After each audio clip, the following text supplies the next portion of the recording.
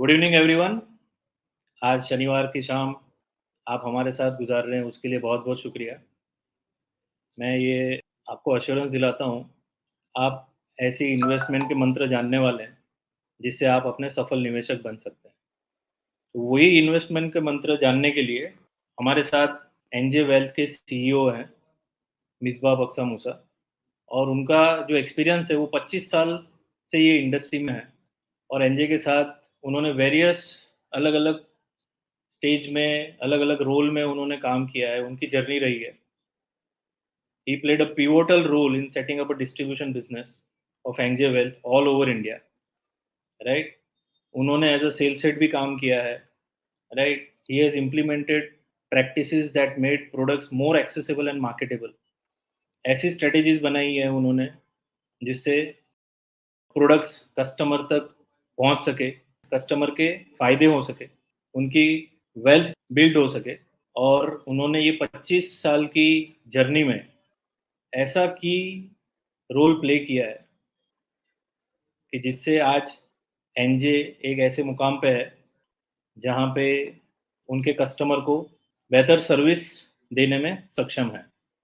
He is one of the dynamic speaker with us, और मुझे उनका इंट्रोडक्शन देने में बहुत ही खुशी हो रही है। उन्होंने जो जर्नी में कस्टमर्स, पार्टनर्स का जो साथ दिया है वो काबिल तारीफ है, right? So I welcome Misbah sir to address this August gathering on Saturday evening. And I am sure Misbah Dar ki jo wisdom, his smartness will help us guide through this journey of being a successful investor. Right? Thank you very much, Misbah sir, आज आपका समय निकालने के लिए हमारे साथ हमारे customers के एड्रेस करने के लिए। Over to you Misba sir. नमस्कार। थैंक यू यज्ञेश भाई for your very kind introduction, and welcome all the investors on this Saturday evening.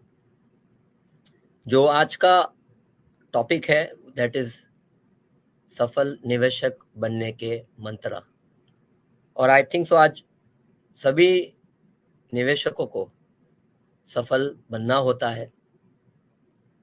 और आज जो हम मंत्र के बारे में बात करेंगे, to be very very honest, this is our core belief at NJ that सफल निवेशक के लिए सिंपल मंत्र फॉलो करने हैं, और वही सिंपल मंत्र के बारे में आज हम बात करेंगे।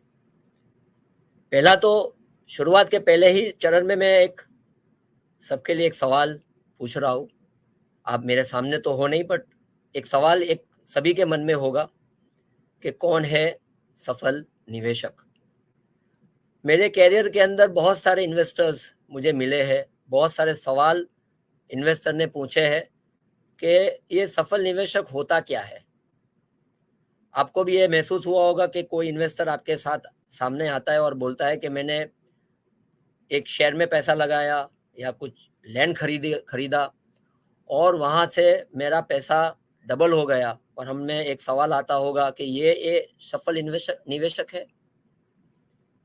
या आप लोगों को मिलते हो जो बहुत सालों से म्यूचुअल फंड्स, शेयर्स में रेगुलर इन्वेस्टमेंट करते आए हैं, क्या वो एक सफल निवेशक है?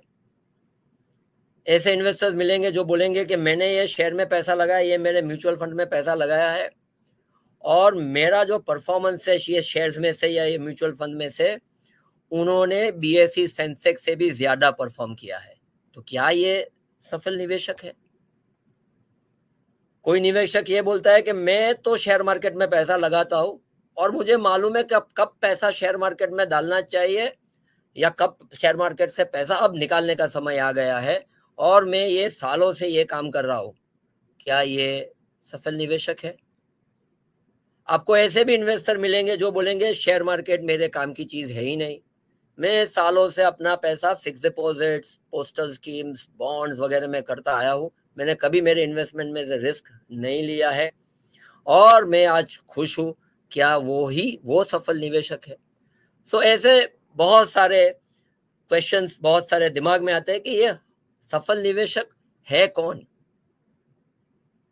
Eight NJ our core belief is that सफल निवेशक वो है जो अपने लाइफ के फाइनेंशियल नीड्स अचीव करते हैं। वही को हम बोलते हैं कि ये ही है सफल निवेशक, जिनको लगता है कि मेरे इन्वेस्टमेंट्स में से मेरे जो सपने थे, मेरे जो फाइनेंशियल नीड्स है, वो मेरे सेटिस्फाई होते हैं, तो वो एक सफल निवेशक है। लाइफ के फाइनेंशियल नीड्स क्या क्या होते हैं वो हम सब जानते हैं, फिर भी मैं एक एग्जांपल दूंगा। किसी को अपने सपनों का घर खरीदना है फ्यूचर में, और उनको वो अपना घर खुद का चाहिए। किसी को वरी फ्री रिटायरमेंट चाहिए कि मुझे जब रिटायर होता हूँ मेरा चिंता मुक्त रिटायरमेंट होना चाहिए, जहां पे मैं खर्चा कर सकता हूँ आराम से और मेरे पैसे खत्म होने की मुझे कोई चिंता ना हो। तो he wants to leave a worrisome retirement. Ensuring best education for childrens and girl children, एक निवेशक ये सोचता है कि मेरे पैसों से मैं एक सबसे बढ़िया एजुकेशन मेरे बच्चों के लिए या मेरे ग्रैंड चिल्ड्रंस के लिए मैं देना चाहता हूँ। ये भी एक प्रकार की फाइनेंशियल नीड है। Living legacy for future generation, में एक पैसा छोड़ना चाहता हूँ जिससे मेरी फ्यूचर जनरेशंस को काम लग सकता है, उनको कोई तकलीफ ना हो। वो मेरा एक फाइनेंशियल गोल है, वो मेरा एक फाइनेंशियल नीड है। किसी को चैरिटी करना है कि जब मेरे पास पैसा आएगा, जब मेरे सब फाइनेंशियल नीड्स खत्म हो जाएंगे, तो जो पैसा बचता है मुझे वो पैसे से चैरिटी करनी है ऑफ माय चॉइस। तो ये कुछ एग्जांपल्स है फाइनेंशियल नीड्स के। और अगर एक निवेशक के जो कोई भी फाइनेंशियल नीड्स हो, वो अगर उनके इन्वेस्टमेंट से सेटिस्फाई होता है, मेरे हिसाब से वो होता है एक सफल निवेशक। अगर आप ये से सहमत है कि इसी को कहते हैं सफल निवेशक को, तो चलिए आज जानते हैं कि कौन से मंत्रज है, कौन से सिंपल रूल्स है। जैसे मैं बोलता हूँ ये मंत्र मतलब सिंपल रूल्स है जो एक निवेशक को समझना चाहिए, इंप्लीमेंट करना चाहिए, जिससे बहुत सारे लोग एक सफल निवेशक बन सकते हैं। तो मैं जाता हूँ पहले मंत्र के अंदर, और मेरे हिसाब से ये जो पहला मंत्र है वो एक फाउंडेशन है, वो सबसे इम्पोर्टेंट फाउंडेशन स्टोन है जो जिसपे आपका फ्यूचर और इनफैक्ट सफल निवेशक बनने का जो रास्ता है, वो एक रास्ता कायम की जर्नी में हम आगे बढ़ते हैं। Before I tell you about the what is this मंत्र, मैं एक सवाल पूछना चाहूँ। This are the behavioural questions which में हर एक निवेशकों को थोड़ा सोचने के लिए मैं बोलता हूँ कि ये क्वेश्चंस के उत्तर उनको मालूम है कि नहीं है। पहला एक मेरा जो सवाल है which every investor should ponder upon, कि क्या मुझे मेरी लाइफ की फाइनेंशियल नीड्स के बारे में मालूम है? क्या मुझे मालूम है कि मेरे पास एक प्लान अवेलेबल है जो मैं इम्प्लीमेंट करूंगा और वो इम्प्लीमेंट करने से मेरे फाइनेंशियल नीड्स जो लाइफ के हैं पूरे हो जाएंगे? क्या मैं वो प्लान के बारे में जानता हूं? क्या मुझे मालूम है कि प्लान के मुताबिक मुझे कौन से राइट एसेट क्लास में इन्वेस्ट करना है, और मैं जब इन्वेस्टमेंट करता हूं तो मैं सही mutual funds asset class select करता हूं कि मैं नहीं करता हूं? ये एक तीसरा प्रश्न है।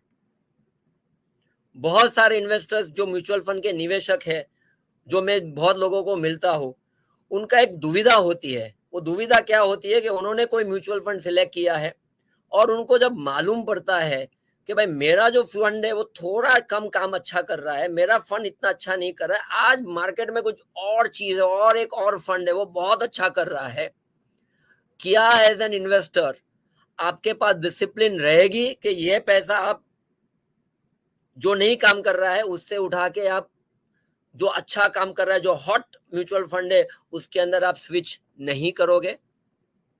और उससे भी एक बहुत बड़ा बड़ा प्रश्न जो इन्वेस्टर को सोचना चाहिए कि मेरे पास प्लान तो है, मेरे पास फाइनेंशियल नीड तो आइडेंटिफाइड है, उसके लिए मैंने प्लान तो बना दिया है कि इस तरह से मैं काम करूंगा और मेरा नीड खत्म हो जाएगा।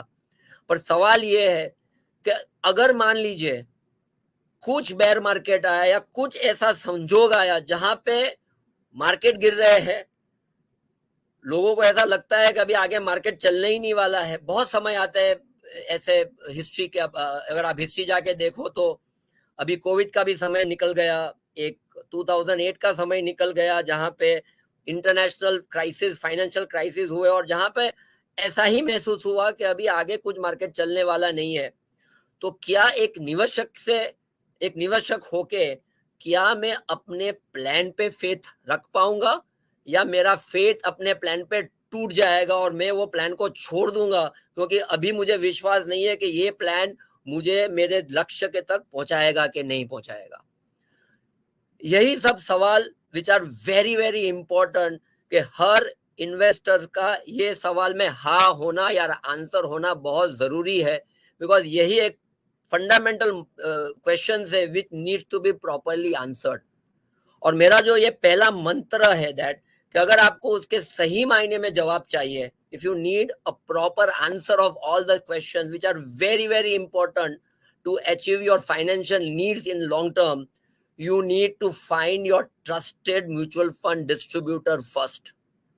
यही एक बंदा है, यही एक डिस्ट्रीब्यूटर है जिसका नॉलेज, जिसका एक्सपीरियंस आपको मदद करेगा कि आपके ये जो सवाल जो हमने पहले पूछे हैं उन सवालों का सचोट आंसर दे और आपका हाथ पकड़ के, एक सही सारथी के हिसाब से आपका हाथ पकड़ के आपके फाइनेंशियल नीड तक आपको पहुंचाए।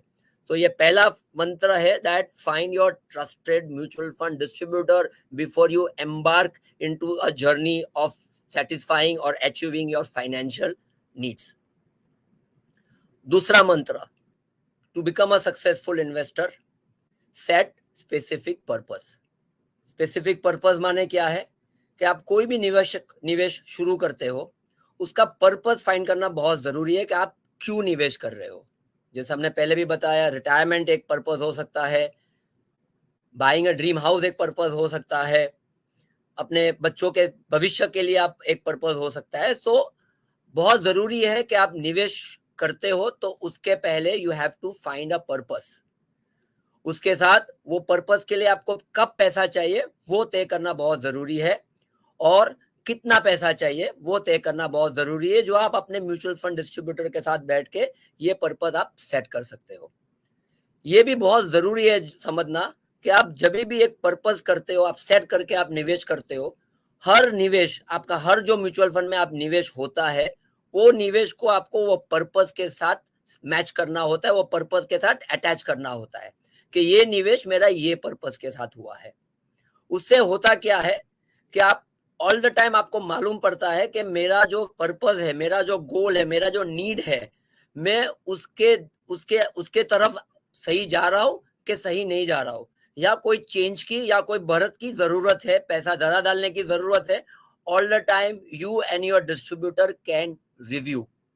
जब आप ये निवेश कोई पर्पस के बिना करते हो, it is like you are going on a holiday without any destination, कि आपको मालूम ही नहीं आपको कहाँ जाना है और आप निकल पड़े हो। सो जब कोई निवेशक ऐसे निवेश करता है without setting up the purpose करता है, तो बहुत बार ऐसा होता है कि पैसा पड़ा हुआ है, पैसा इन्वेस्टेड है, आपको पैसे की कोई कारणवश जरूरत पड़ती है तो आप सोचे समझने के बिना वो पैसे को रिडीम कर लेते हो और आपके गोल्स अचीव करने में बहुत दिक्कत होती है जब आप ये निवेश करते हो without setting up the purpose.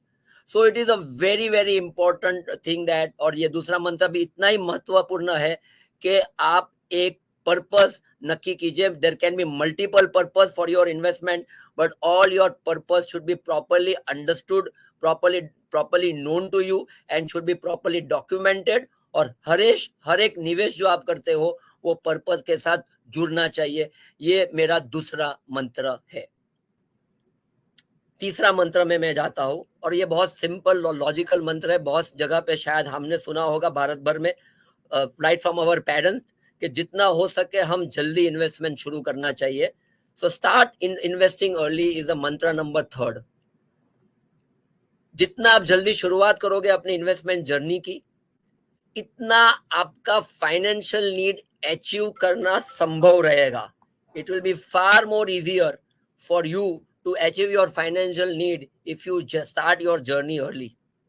एक छोटा सा एग्जाम्पल ही हमने बनाया है। एक एग्जाम्पल है मिस्टर सूरज का। मिस्टर सूरज जब वो 25 साल के होते हैं, अपने म्यूचुअल फंड डिस्ट्रीब्यूटर के साथ बैठ के 25 साल की उम्र से ही अपना एक रिटायरमेंट का प्लान बनाते हैं कि मुझे रिटायर होना है और आप मुझे मदद कीजिए कि मुझे रिटायरमेंट होने के लिए कितना पैसा का इन्वेस्टमेंट की जरूरत है। और इसी हिसाब से मिस्टर सूरज को 10,000 रुपये SIP शुरुआत कर देते हैं कि भाई 10,000 रुपये में 25 साल की उम्र से ही चालू कर देता हूँ, and I will continue till 60 years till I am getting retired. और उन्होंने अपना रिटायरमेंट प्लानिंग 25 साल की एज से ही कर दिया। तो ये मिस्टर सूरज है। वही समय के अंदर मिस्टर अभिषेक थे जो सूरज के दोस्ती थे। 25 साल की उम्र में उनकी भी नौकरी लग गई थी, मगर उनको लगा कि अभी तो मैं 25 साल का हूँ, बहुत समय बाकी है रिटायरमेंट के बारे में सोचने के लिए, इतना जल्दी सोचने की क्या जरूरत है, अभी तो मुझे बहुत सारे दूसरे खर्चे हैं, बहुत सारी दूसरी जिम्मेदारियां है, let us not think about retirement now, उसकी हम थोड़े दिन के बाद सोचेंगे। 10 साल बीत जाते हैं। He realizes that now it is the time to start my retirement planning. 10 साल जो बहुत कीमती होते हैं वो छूट गए। वो सूरज को मिलते हैं, सूरज से समझते उन्होंने क्या किया, और वो समझते हैं कि 10,000 रुपये की सूरज भाई ने SIP की है जो अभी चल रही है। उनको लगता है 10,000 मेरे लिए कम पड़ेगा, क्योंकि मैं अपनी जर्नी 10 साल के बाद शुरुआत करता हूँ, तो मुझे 25,000 करनी पड़ेगी, बिकॉज आई एम 10 years लेट। So Abhishek starts with 25,000 rupees of SIP for at the age of 35, और वो भी कंटिन्यू करते हैं फॉर अप टू 60 years। दोनों डिसिप्लिन इन्वेस्टर है, फर्क इतना ही है सूरज ने जर्नी जल्दी चालू की, अभिषेक ने जर्नी 10 साल के बाद शुरुआत की। दोनों का मंतव्य एक ही है कि पीसफुल रिटायरमेंट चाहिए, वरीसम रिटायरमेंट चाहिए एट एन एज ऑफ 60। अभी जो परिणाम आता है, परिणाम में ये आता है कि सूरज ने जो 10,000 रुपए की SIP 25वें साल से शुरुआत कर दी और 35 साल तक, मतलब 7 वर्ष तक, 7 वर्ष पहुंचने तक वो SIP की, Suraj would have accumulated a wealth of 6 crore 43 lakhs। उन्होंने जो वेल्थ एक्यूमुलेट किया that is 6 crore and 43 lakhs, which is nearly 15 times higher than the invested value which Suraj would have done. Again, that's अभिषेक ने 25,000 रुपए की SIP 25 साल के लिए की। एक्चुअली अभिषेक ने ज्यादा इन्वेस्टमेंट किया मिस्टर सूरज से, क्योंकि उन्होंने लेट चालू किया था। परिणाम में यही हुआ कि अभिषेक का वेल्थ सिर्फ 4 करोड़ 71 lakhs हुआ। His investment only grew 6.28 times to the total investment Abhishek would have done in that 25 years. So ये स्टोरी से बहुत क्लियर समझ में आता है that starting early has a clear advantage. Starting early में जो एडवांटेज मिलता है वो मिलता है कंपाउंडिंग का, क्यों जो आपको जो रिटर्न मिल रहे हैं अपने इन्वेस्टमेंट में से, वो रिटर्न कंपाउंड हो रहे हैं सालों से साल भर के, and compounding is an 8th wonder of the world, right. और जितना समय आप कंपाउंडिंग को देंगे इतना आपको बेनिफिट ज्यादा मिलेगा। सो अगर मैं किसी इन्वेस्टर को बोलूं कि आप जितना ज्यादा समय तक पैसा अगर आप निवेश कर सकते हो, that will maximise the benefit or from your investments, and hence very important to know that start investing early is the third mantra for becoming a successful investor. Coming into the fourth mantra, invest in right asset class, right? क्या है ये? हम सब जानते हैं कि financial market में दो बहुत कॉमन इन्वेस्टमेंट के प्रकार है। एक होता है कि हम इक्विटी खरीदते हैं कंपनी की, इक्विटी के शेयर, इक्विटी माने शेयर्स खरीदते हैं कंपनी के। जब आप इक्विटी या शेयर कंपनी में बाई करते हो तो आपको मिलता है ownership in the business. So when you invest into equity you are nothing but you become an owner in that particular business. और जब आप बॉन्ड्स, फिक्स डिपॉजिट्स में आप पैसा लगाते हो, you are giving loans to the business. So equity में आप ओनरशिप से, आप ओनर बन के आप बिजनेस में पैसा लगा रहे हो, और आप जब बॉन्ड, फिक्स डिपॉजिट में आप पैसा डालते हो तो you are giving loans to the business. ये दो चीज अपने को समझने की बहुत जरूरत है कि कौन से एसेट क्लास फाइनेंशियल मार्केट में अवेलेबल है for an investor to invest. अभी ये अगर हमने समझ लिया है तो मैं अभी आपको एक और चीज समझाना चाहता हूं कि भाई हम जनरल इन्वेस्टमेंट क्यों करते हैं, राइट? जनरल इन्वेस्टमेंट हम इसलिए करते हैं कि हमें कुछ चीज आज मेरे पैसे से मैं खरीद नहीं पा रहा हूं, मुझे वो पैसे की बचत करनी है, और वो बचत जब मेरी बन जाएगी, ये बचत जब बढ़ जाएगी तो वो मैं चीज को खरीद पाऊंगा। सो हम इन्वेस्टमेंट इसीलिए करते हैं क्योंकि हमें हमारी परचेजिंग पावर बढ़ानी है। आज जो चीज मैं परचेज नहीं कर पा रहा हूं, मुझे फ्यूचर में उसको परचेज करना है, इसीलिए हम इन्वेस्ट करते हैं, जिससे मेरा फ्यूचर का परचेजिंग पावर बढ़ जाए। So that is the reason why generally an investor does investment. But एक चीज आपको हर एक निवेशक को याद रखनी है, वो चीज है इन्फ्लेशन, राइट? एक ये इन्फ्लेशन होता है ना, जो हर चीज का भाव हर साल बढ़ाता रहता है। हम देखते हैं कि आज चीज ये भाव में खरीद पा रहा हो, वो 2 साल के बाद उसका भाव बढ़ जाता है। This is nothing but inflation, जो अपने परचेजिंग पावर को तोड़ता रहता है। जैसे मैं भारत के 25 साल की मैं हिस्ट्री की बात करता हूं, तो करीब 5.5% का इन्फ्लेशन भारत में है लास्ट 25 ईयर्स के अंदर। ये 5.5% इन्फ्लेशन से का परिणाम जो है ये है कि 25 साल के अंदर प्राइजेस हैव रीजन 4 टाइम्स। मतलब आज जो चीज 100 रुपए में मिल रही है, वो 25 साल के पहले वो 25 रुपए में मिल रही थी। The prices have risen 4 times, right? And money have lost 66% of its purchasing power in the last 25 years. So हम इन्वेस्टमेंट करते हैं अपने परचेजिंग पावर बढ़ाने के लिए, और सामने इन्फ्लेशन है जो अपने परचेजिंग पावर को तोड़ रहा है। तो एक अपने परचेजिंग पावर बढ़ाने की कोशिश कर रहा है, विच इज इन्वेस्टमेंट, और एक अपने परचेजिंग पावर तोड़ रहा है, दैट इज द इन्फ्लेशन। सो अगर हमें हमारा परचेजिंग पावर बढ़ाना है, अगर हमारे इन्वेस्टमेंट से हमको कोई चीज खरीदनी है, तो हमको ये याद रखना है कि हमारा जो इन्वेस्टमेंट है उसका जो रिटर्न है, it should grow faster than the inflation. अगर मेरा return from investment is higher than the inflation rate, तो ही मेरा परचेजिंग पावर बढ़ेगा, नहीं तो मेरा परचेजिंग पावर नहीं बढ़ेगा। तो ये बहुत जरूरी है, जिसको हम लोग बोलते हैं real rate of return. That is the difference of return from investment minus return from inflation. अगर रिटर्न फ्रॉम इन्वेस्टमेंट 10% है और इन्फ्लेशन 5% है, तो real rate of return is 5%, which is going to help you increase your purchasing power, right? तो ये पहले चीज हमने समझ लिया। अभी हम जाएंगे कि कौन सा राइट एसेट क्लास है, and why it is very important to have a right asset class in your portfolio for satisfying your needs. उसी में एक मैं उदाहरण से समझाऊंगा, बहुत सिंपल, आपको जल्दी समझ में आ जाएगा।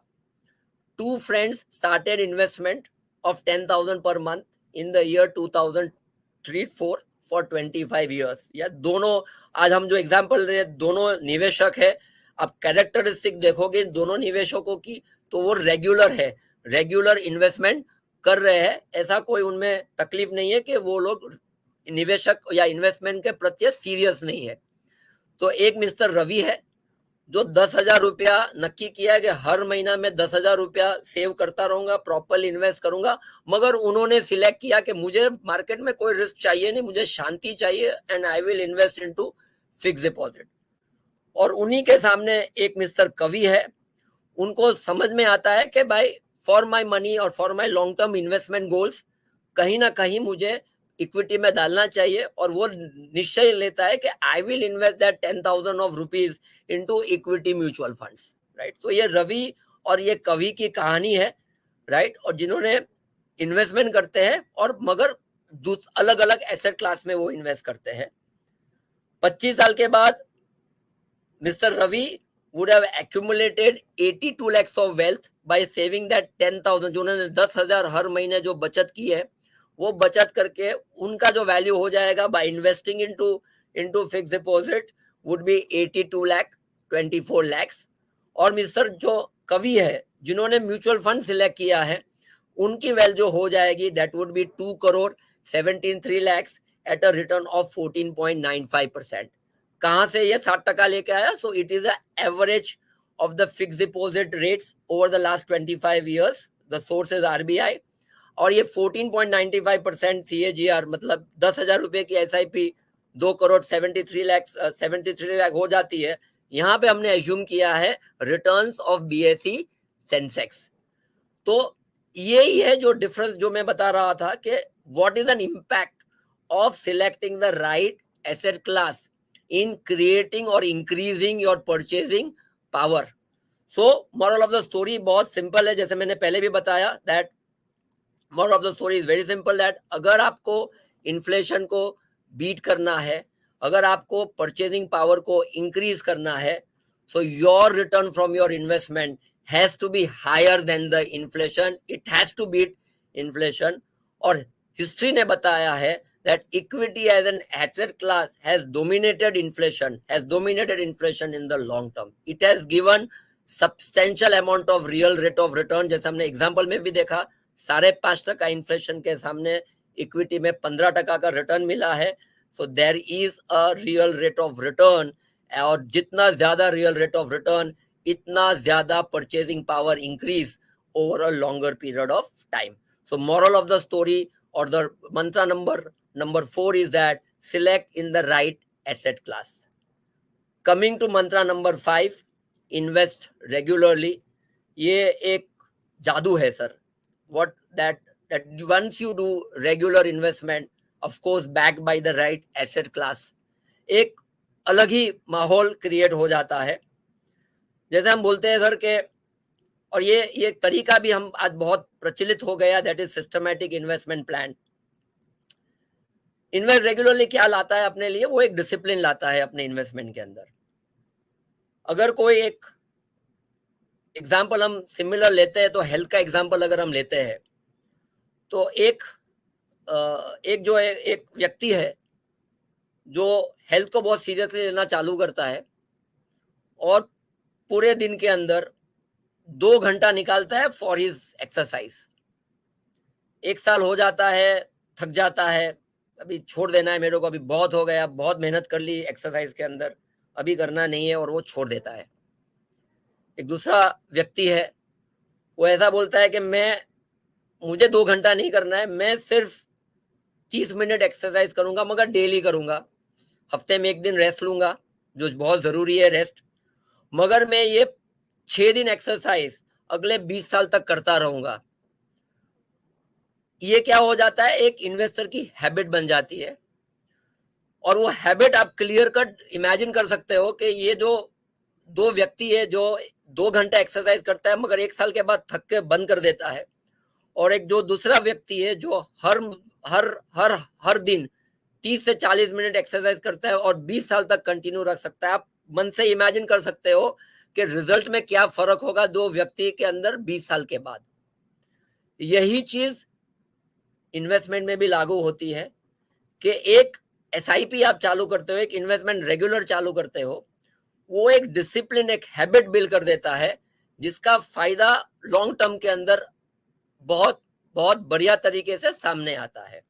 और एक दूसरा भी फायदा होता है इन्वेस्टिंग रेगुलर का, दैट जब भी आप रेगुलर इन्वेस्टमेंट करते हो और वो भी इक्विटी फंड्स के अंदर, तो क्या होता है कि इक्विटी का तो उतार चढ़ाव मार्केट में आते रहते हैं, कभी मार्केट ऊपर जाता है, कभी मार्केट नीचे जाता है। मगर आप एक रेगुलर इन्वेस्टर हो तो आप क्या करते हो कि जब भी मार्केट नीचे जाता है, आपका पैसा तो रेगुलरली लग जाता है, और नीचे मार्केट के अंदर जब मार्केट में पैनिक होता है तो आपको ज्यादा यूनिट्स मिल जाते हैं, और जब भी मार्केट ऊपर होता है, यूफोरिक स्टेज में होता है, तो आपको लेसर यूनिट मिलते हैं और आपका परचेजिंग पावर एवरेज हो जाता है। सो रेगुलर इन्वेस्टर के लिए हम बहुत बार बोलते हैं कि अगर मार्केट नीचे भी रहता है, पैनिक मोड में भी रहता है, वो टाइम में भी it becomes a very healthy thing, a very good thing for an investor who are investing regularly. So hence mantra number 5 is that invest regularly, start doing your SIP in the right asset class. मगर आज मेरी कहानी है एक tell of little extra, जो मैं आपको एक कहानी के माध्यम से समझाना चाहता हूं, और वो कहानी है मिस्टर विदुर और कर्ण की। दोनों ने एक अपना गोल निश्चित किया कि मेरा जो गोल है, एक मुझे घर खरीदना है, और ये घर मुझे 20 साल के बाद खरीदना है, और उसका जो कॉस्ट 20 साल के बाद वो घर की होने वाली है वो 1 करोड़ रुपया होने वाली है, और आज उसके लिए मुझे एक एसआईपी शुरू करनी है। दोनों ने ये बात समझ किया, डिस्कस किया, और मिस्टर कर्णा ने एसआईपी शुरू कर दी। एसआईपी शुरू की 10,000 रुपये की, वही 20 साल के अंदर 10,000 रुपया हो जाता है 1 करोड़ रुपया, और उसका जो सपना है घर खरीदने का वो पूरा हो जाता है with that regular investment which Karna has been doing in the last 20 years. Vidur is little more wiser than Karna. ऐसा नहीं है कि कर्ना ने अच्छा काम नहीं किया, कर्ना ने भी अच्छा काम किया है, पर विदुर being little wiser, उन्होंने एक नक्की किया कि ये 10,000 तो शुरू करूंगा, मगर हर महीने मेरी एसआईपी में 2,000 से बढ़ाता रहूंगा। तो आज 10,000 है, एक साल तक 10,000 रहेगा, मगर दूसरे साल 2,000 का टॉपअप बन के वो 12,000 हो जाएगा, दूसरे साल 12,000 चलेगा, तीसरे साल वो 12,000 का मैं 14,000 कर दूंगा। So Mr. Vidur started an SIP of 10,000 like Mr. Karna, but also started a top up of 2,000 every year. परिणाम क्या हुआ कि मिस्टर विदुर 1 करोड़ 15.4 years में ही पहुंच गए। जो कर्ना साहब को 20 साल लगे, Vidur reached that 1 crore in just 15.4 years. In fact, in 20 years, he reached to an extent of 2 crores. And in fact, he could buy a better house than what Karna could have bought. Moral of the story बहुत simple है कि एक discipline होना बहुत जरूरी है, एक right asset class होना भी बहुत जरूरी है, मगर एक चीज हम सबको याद रखनी है कि जैसे जैसे हमारा इनकम बढ़ेगा हमारे खर्चे भी बढ़ेंगे, मगर ये खर्चे और इनकम के साथ हमारा इन्वेस्टमेंट भी बढ़ना चाहिए। When we do systematic investment plan और उसके साथ अगर एक आप टॉप अप ऐड करते हो, we can reach our goals, we can reach our financial need much faster and much safely. And hence the moral of the story is that, again, the mantra number 5 is that invest regularly but with an extra. मंत्र number 6, और ये मेरा last मंत्र है, और ये भी मेरे हिसाब से बहुत इंपॉर्टेंट मंत्र है। बहुत कम इन्वेस्टर ये मंत्र पे बहुत ज्यादा सोचते हैं। That is to protect adequately. मैंने जब बताया कि क्यों बहुत कम इन्वेस्टर सोचते हैं, ये है that is you need to have adequate health insurance and one need to have adequate life insurance. Generally एक ह्यूमन का एक टेंडेंसी होता है कि वो हमेशा यही चाहता है कि ना मुझे कोई बीमारी हो, ना मेरे साथ मेरी जिंदगी के साथ ऐसा कुछ हो कि मेरी लाइफ शॉर्टन हो जाए। वो चीज कभी वो सोच नहीं सकते हैं, और hands they never think of adequately protecting for their health insurance and for your life insurance. मगर सक्सेसफुल निवेशक के लिए ये मंत्र नंबर 6 बहुत ही इंपॉर्टेंट है, क्योंकि हमने जो मंत्र सोचे और हमने जो मंत्र के बारे में जो बातें की, वो मंत्र का जो फंडामेंटल नियम है, वो ये मंत्र का और जो सक्सेसफुल बनने का जो फंडामेंटल नियम है, ये है कि as an investor I should be in a position to achieve all my financial needs irrespective of anything unplanned which happens to me. और अनफॉर्चुनेटली आज के दौर में ये दोनों की रिस्क हम सब लेके चलते हैं। It should not happen that we are not adequately covered, जिसके कारण मैंने जो प्लान किया है मेरे इन्वेस्टमेंट के, तो होता क्या है कि if you are not adequately covered, if you are not adequately covered in terms of health, in terms of life, और कुछ इवेंचुअलिटीज होती है, तो जो हमारा प्लान है वो प्लान में रुकावट आ जाती है। अगर हेल्थ खराब हो गई तो मैंने अभी तक मेरे रिटायरमेंट के लिए पैसा बचाया था, उसमें से मुझे पैसा निकालने की नौबत आ जाए, या मैंने घर के लिए पैसा बचाने की कोशिश की, घर को नीड फुलफिल करने की मैंने कोशिश शुरू की, वहां से मुझे पैसा निकालने की जरूरत आ जाएगी। अगर लाइफ के साथ हो गया, then our family would be very affected, because आगे जो पैसा जाने वाला है वो पैसा रुक जाएगा, और जो मूडी आपने अभी तक कलेक्ट की है या जमा की है, वहां से इनफैक्ट फैमिली को पैसे की जरूरत पड़ने की शुरुआत हो जाएगी and it can completely disturb the plan. एक छोटा सा एक टेली में बताने की कोशिश करूंगा दैट मिस्टर विशाल 10,000 रुपए की SIP शुरुआत की वही पर्पज से कि मेरा रिटायरमेंट राइट शांति से निकल जाए। He has been hospitalized, but unfortunately he gets hospitalized 6 times during the last 31 years. और जितनी बार वो हॉस्पिटलाइज होता है he is forced to do redemption from whatever he has saved. और परिणाम ये होता है कि मैंने रिटायरमेंट के लिए प्लान किया था कि मैं पीसफुल वरीसम रिटायरमेंट करूं, मगर ये सब इवेंचुअलिटीज बीच में आई थी जिसका मेरे पास प्लान नहीं था। I was not adequately covered, मुझे इन्वेस्टमेंट के अंदर जाना पड़ा। माई wealth that comes after at the time of when I reach 60 would only be 1 crore 15 lakhs, which will be available to Mr. Vishal, as against 3 crore 65 if there would have not been any redemption from the investment. That could have only happened if that person is adequately covered for health insurance. अगर health insurance सही मात्रा में है तो उनकी जो कोई भी तकलीफ आती है वो health insurance से satisfy हो जाती है and his investments are remains untouched. So ये मंत्र नंबर 6 भी बहुत इंपॉर्टेंट है that every investor should ensure that they are adequately covered for risk with the help of their advisor. So अगर मुझे कंक्लूड करना है कि सफल निवेशक बनने के मंत्र क्या है, तो जो पहला जो बहुत इंपॉर्टेंट फाउंडेशन है दैट यू नीड अ सारथी। आपको एक राइट म्यूचुअल फंड डिस्ट्रीब्यूटर चाहिए जो आपको गाइडेंस देगा, जो आपको हेल्प करेगा, आपके गोल सेट करने के लिए हेल्प करेगा, आपके इमोशंस को कंट्रोल करने के लिए, and he will help you to take and reach to your financial needs.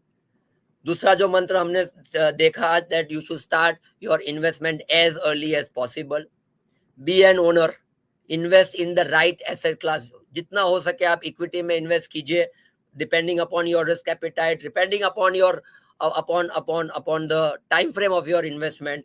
But if you are investing in the right asset class, आप सफल निवेशक बनने के रास्ते पे सही तक चल रहे हो।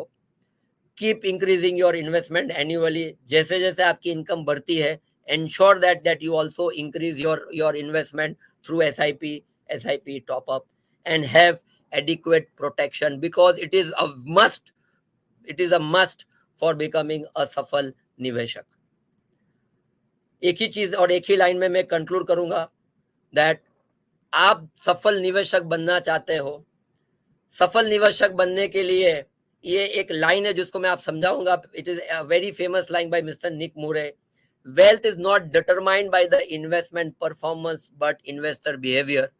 वो कहना ये चाहता है कि सफल निवेशक बनने के लिए आपका जो प्रोडक्ट है, आपने जो व्हीकल लिया है, आपने जो इन्वेस्टमेंट सिलेक्ट किया है, उसका परफॉर्मेंस इतना महत्व नहीं रखता है जितना महत्व इन्वेस्टर का बिहेवियर रखता है। और वो बिहेवियर को राइट बनाने के लिए कहीं ना कहीं आपको एक सही म्यूचुअल फंड डिस्ट्रीब्यूटर की जरूरत होगी जो आपको ये मंत्र फॉलो करने में मदद करेगा। यहीं से मैं अपना प्रेजेंटेशन समाप्त करता हूँ। Thank you very much for coming and hearing it out, and I hope that the journey that you start with NJ Wealth become a सफल journey. Thank you very much. शुक्रिया मिसबा सर फॉर ये 6 मंत्र समझाने के लिए। हमने सारे ये 6 मंत्र नोट कर लिए और आई एम श्योर सारे इन्वेस्टर्स ने भी नोट कर लिए होंगे। मैं चाहूँगा कि अपने आपको जितने भी इनवाइट किया हो उनके साथ बैठे आप ये मंत्र के बारे में वापस एक बार उनके साथ चर्चा करें और इंश्योर करें कि आप एक सफल निवेशक बनने के रास्ते पे आपकी जर्नी स्टार्ट कर रहे हैं, right? With that note sir, I will take a couple of questions with your permission sir. Sure. तो सर एक पहला क्वेश्चन है कि सर ये म्यूचुअल फंड में स्कीम सिलेक्ट कैसे करते हैं सर? ये एक सवाल हर इन्वेस्टर को आता है कि जब मैं अपनी जर्नी म्यूचुअल फंड में शुरू करता हूँ तो कौन से स्कीम में मुझे इन्वेस्ट करना चाहिए। पहले तो मैं आपको बताता हूँ कि scheme selection is the last step and the most unimportant step in the journey of becoming the successful निवेशक. जैसे मैंने पहले ही बताया, जो सबसे इम्पोर्टेंट जो स्टेप होता है, that is to identify the purpose, to identify the goal. So आप पहले अपना गोल निश्चय कीजिए कि ये पैसा आप क्यों इन्वेस्ट कर रहे हो, कब पैसा चाहिए, कितना पैसा चाहिए. आप अपने म्यूचुअल फंड डिस्ट्रीब्यूटर की हेल्प ले सकते हो टू डिसाइड दैट. उसके बाद decide the right asset allocation, कि मुझे कितना पैसा इक्विटी में डालना पड़ेगा और या डालना चाहिए, कितना पैसा मुझे डेट में डालना चाहिए, जिससे मेरी निवेशक की जर्नी या मेरे गोल्स अचीव हो सके. जब आपके पास ये 2 सवाल के जवाब मिल जाएंगे, हमारे डिस्ट्रीब्यूटर आपको राइट स्कीम सिलेक्ट करने के लिए हेल्प करेंगे, and they will help you to select the right scheme. But scheme is the last portion and the most unimportant portion in the journey of becoming a successful निवेशक. Thank you sir. Sir बहुत सारे positive messages आ रहे हैं thank you के, और उसके साथ एक बहुत ही इंटरेस्टिंग सवाल भी है सर, कि एक कस्टमर पूछ रहे हैं, sir I am a senior citizen and I need a regular income, तो उसके लिए कोई सॉल्यूशन है क्या सर? अगेन मेरा एक ही सवाल होगा कि आप अपने डिस्ट्रीब्यूटर के साथ बैठिए and he will definitely help you to get the answer. पर मैं एक जनरल आपको आंसर दूंगा कि आज बहुत सारे निवेशक आते हैं हमारे पास और उनको रिटायरमेंट का एक कॉर्पस मिला होता है, और वो कॉर्पस से वो चाहते हैं कि भाई मेरा एक इनकम जनरेट हो जिससे मेरा रेगुलर एक्सपेंसेस के बारे में और मेरे रेगुलर एक्सपेंसेस को टेक केयर करे. So there is an option called systematic withdrawal plan, right, जहां पे आप म्यूचुअल फंड में निवेश करते हो और वो सिस्टमैटिक विड्रॉल प्लान ऑप्ट करने से आपको हर महीना एक पर्टिकुलर अमाउंट जो आपने डिसाइड किया है वो आपको मिलेगा, राइट. अभी कौन से स्कीम में आप इन्वेस्ट करोगे और कहाँ जाके आप निवेश करोगे और कहाँ से और कितना आपको उसमें से सिस्टमैटिक विड्रॉल प्लान लेना चाहिए, मुझे ऐसा है कि आप अपने डिस्ट्रीब्यूटर के साथ बैठ के वो डिसाइड करोगे. That is far more better.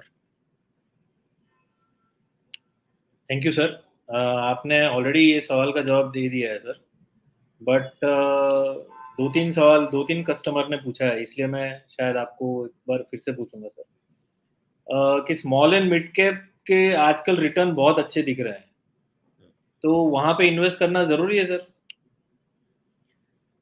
To be very honest, small and mid cap is a very high risk category of investments. So generally जो पास्ट में देखा जाता है वो ये देखा जाता है, जब स्मॉल एंड मिड कैप में बहुत रिटर्न आते हैं और इन्वेस्टर उसमें इन्वेस्ट करते हैं, और जब मार्केट का माहौल अलग होता है, डायरेक्शन अलग होता है, तो इतनी स्पीड से वो गिरते हैं. So small and mid cap एक ऐसी कैटेगरी है जहां रिटर्न भी बहुत ज्यादा मिलता है और जब वो गिरता है वो इतने ही हिसाब से वो गिरता है.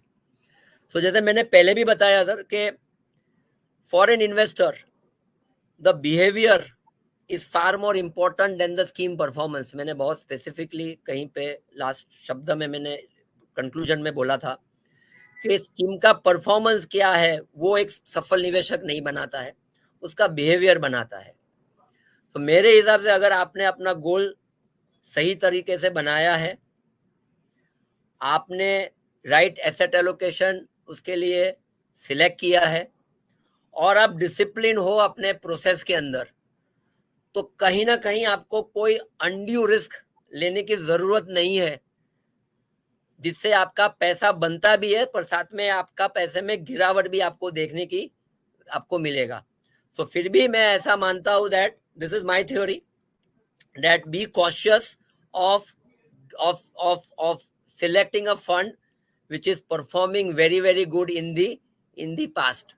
The best solution is that you sit with your distributor. वही एक डिस्ट्रीब्यूटर है जो आपको बताएगा कि आपके लिए सही क्या सो थैंक यू मिसबा सर, बहुत सारे अप्रिसिएशन और थैंक यू के मैसेजेस आ रहे हैं। सो विद दैट नोट मैं सारे इन्वेस्टर को भी शुक्रिया कहना चाहूँगा कि आज शनिवार को शाम को आपने वक्त निकाला, हमारे साथ आप जुड़े। आई एम श्योर आपने वो 6 मंत्र नोट कर लिए होंगे और अपने म्यूचुअल फंड डिस्ट्रीब्यूटर के साथ उसको डिस्कस करने के लिए तैयारी कर ली होगी आपने, right?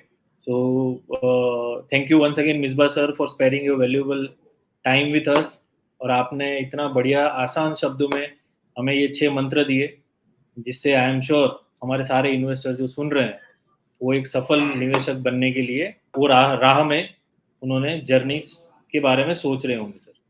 So with that note, thank you very much.